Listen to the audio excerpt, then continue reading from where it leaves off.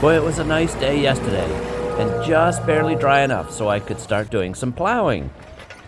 We don't have anything planted yet because there's a lot of rain forecast for the weekend, but this is a start. A lot of people in my area would tell you I'm doing this wrong, that I should be plowing in the fall. But if I do that, it leaves the field bare and exposed all winter.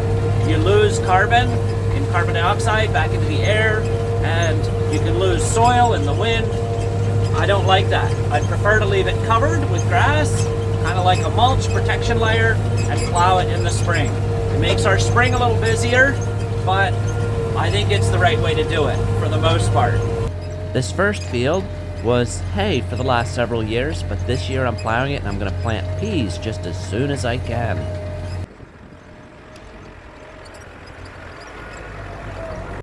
And then it's back down to the vegetable blocks for a trial. I'm working on a specific kind of weed that's called hairy gallinsoga, and this is part of my trial to see if we can't get ahead of it. Typically, I don't like to plow vegetable land. It inverts the soil horizons and damages soil structure. But in this case, I'm trying to bury the weed seed. And finally, it's up to the top of the property to where we had corn last year.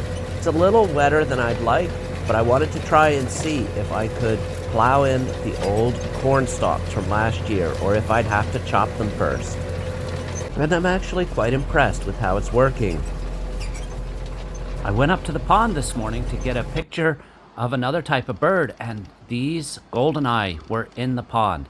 I came up over the knoll, and they didn't see me right off, so it allowed me to get much closer than usual. These are a beautiful duck, but very skittish, so usually you can't get this close. But you can really see why they are called goldeneye. I guess it sounds better than white patch or white spot. Anyway, another cool fact about these birds is that they're communal nesters. So often the female will lay her eggs in the nest of another female, or even another type of duck like a hooded merganser.